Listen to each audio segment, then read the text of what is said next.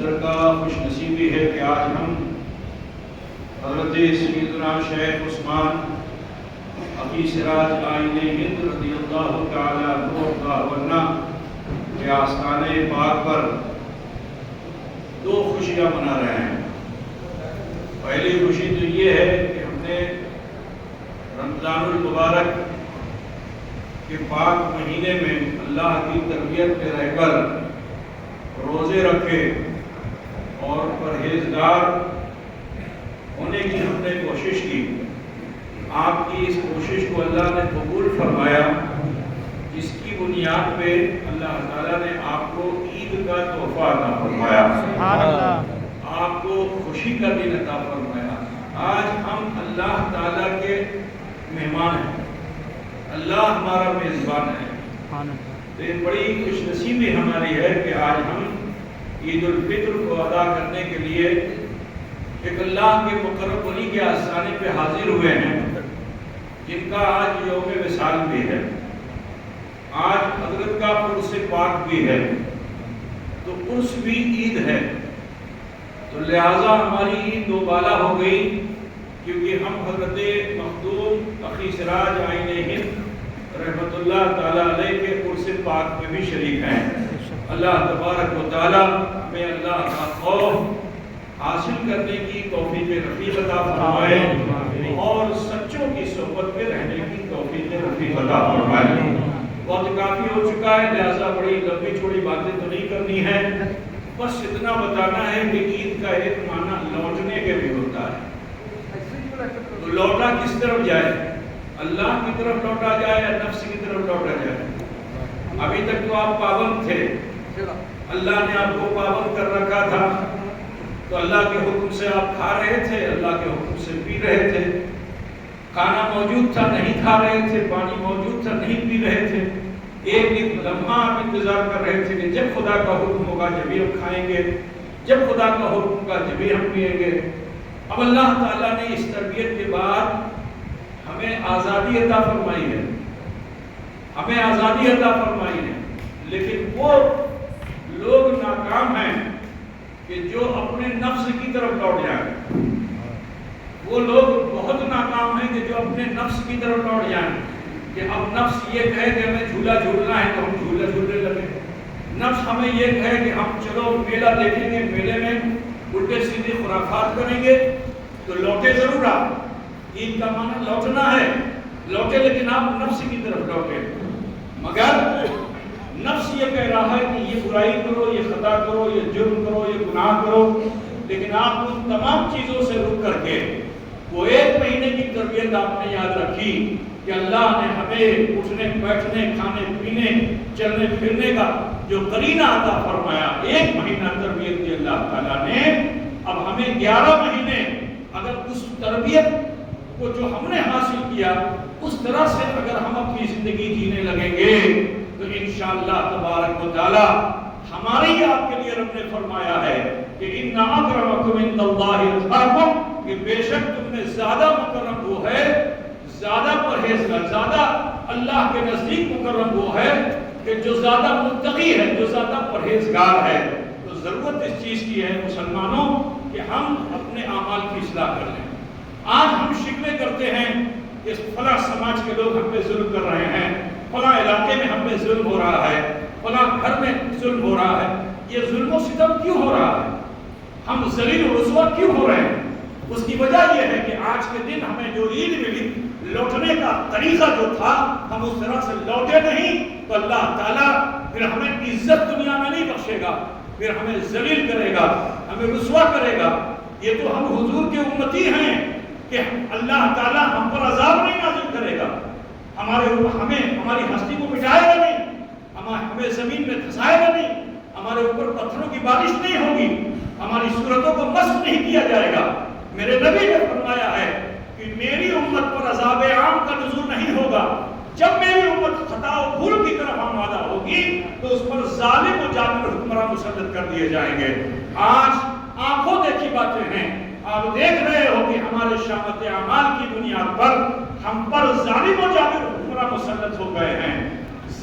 ہمارے گاؤں سے لے کر ملک تک میں ظلم و ستم کی آندیاں چلائی جا رہی ہیں، یہ ان کی خطا نہیں ہے، یہ ہماری خطا ہے۔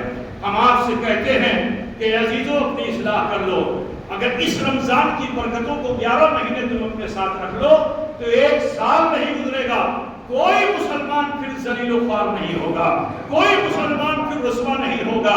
تم جہاں قدم رکھو گے عزت تمہارا قدم چومے گی، تم جہاں کھڑے ہو جاؤ گے ذلت و رسوائی دور بھاگے گی، شیطان تمہاری خوشبو سے دور بھاگے گا۔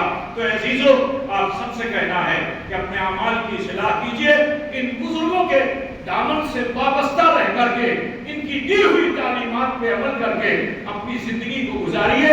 انشاءاللہ دنیا بھی آپ کی اچھی ہوگی، آخرت بھی آپ کی بہتر ہوگی۔ میں دعا کرتا ہوں کہ اللہ تعالیٰ ہم سب کو نفس امارہ کی غلامی سے بچائے، شر شیطان سے بچائے، مکر دجال سے بچائے، اور ہم سب کو پرہیزگار بنائے، تقوی شیار بنائے۔ اللہ تبارک و تعالیٰ ہمیں اس رمضان المبارک کی برکتوں سے نوازے۔ اور آپ سے کہنا یہ ہے کہ عید کے بعد شش عید ہوتی ہے، 6 روزے نفل کے ہوتے ہیں۔ بہت اچھا ہے کہ اس عادت کو تھوڑا آگے بڑھا لو، فرض کو نفل میں تبدیل کر لو۔ تو میں آپ کو بتا دوں کہ نفل ایسی عبادت ہے، روزہ ہو یا نماز، جب بندہ نفل عبادت کرتا ہے تو وہ اللہ سے بہت قریب ہو جاتا ہے۔ اگر آپ چاہتے ہیں کہ اللہ سے آپ قریب ہو جائیں تو ابھی 30 روزے آپ نے رکھے ہیں، 6 اور نفل کے روزے رکھ لیجئے۔ یہ فرض و واجب نہیں ہے، اسے پورے مہینے میں آپ رکھ سکتے ہیں۔ آج 1 دن رکھا، پھر 1 دن چھوڑ دیا، پھر رکھا، پھر 1 دن چھوڑ دیا، پھر رکھا۔ پورے مہینے کے اندر شوال المحرم کے اس مہینے میں اگر آپ اسے 6 دن بانٹ لیں تو پورے مہینے کے اندر یہ نفل عبادت کا ثواب آپ کو ایسا ملے گا کہ اللہ آپ کی رگے جاں سے زیادہ قریب ہے، لیکن اب آپ اللہ سے قریب ہو جاؤ گے۔ لہذا مجھے امید ہے کہ بزرگوں کے وہاں فرائض سے زیادہ نوافل پہ عمل کرایا جاتا ہے، واجبات سے زیادہ مستحبات پہ عمل کرایا جاتا ہے، کیونکہ جب آپ مستحب پہ عمل کر لو گے تو فرض آپ کا بہت اچھا ہو جائے گا، واجب آپ کا بہت اچھا ہو جائے گا۔ تو بزرگان دین کی یہ تعلیم رہی ہے، مجھے امید ہے کہ آپ تمامی حضرات تقوی و پرہیزگاری کے ساتھ زندگی گزاریں گے۔ میں آپ سب سے اپیل بھی کرتا ہوں کہ یہ مسجد آستان عالیہ کی شان ہے۔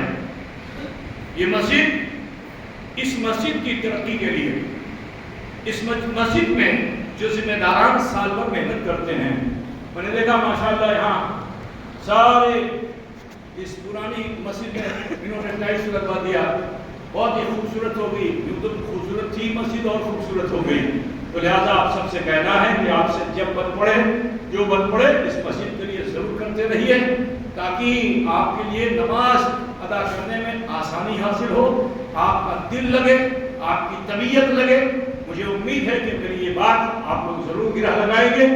جو ابھی دے سکیں گے نماز کے بعد وہ ابھی دے دیں گے، اور بعد میں نیت کر کے جاؤ، اور پھر یہاں آ کر کے جو ذمہ داران ہیں ان کو آپ کیا نام ہے، اپنی رقم، گاڑی رقم، حلال کی رقم، اس میں اور کوئی دوسری رقم نہیں لگے گی، اسی کو آپ کو لگانا ہے، ٹھیک ہے؟ تو لہٰذا ان تمام چیزوں کو آپ یہاں پیش کیجئے تاکہ اور بہتر سے بہتر کامیاب ہو سکے۔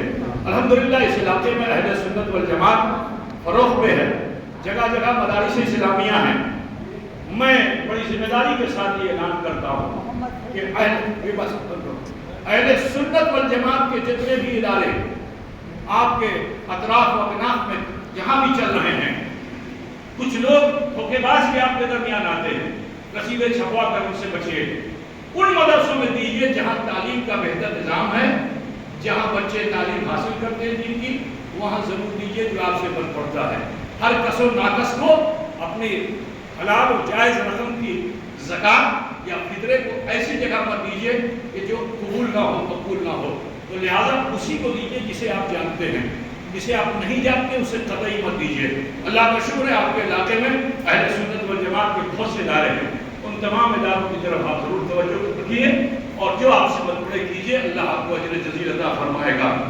آپ کے اس دیار محبت میں حضور اشرف الاولیاء رحمۃ اللہ تعالیٰ علیہ نے مخدوم اشرف مشن قائم فرمایا اور بڑی جافشانی کے ساتھ آپ تمامی حضرات نے اس میں حصہ لیا، جس میں کوئی کمیشن نہیں ہے، کسی کو کوئی نفع نہیں دیا جاتا، صرف آخرت کا نفع ملتا ہے جو اس میں خدمت کرتے ہیں۔ بہتری تعالیٰ 25 سال کی قلیل مدت میں مخدوم اشرف مشن آج اس حال میں پہنچ گیا کہ اس سال مخدوم اشرف مشن میں 143 یا 47 بچوں نے دستار حاصل کی۔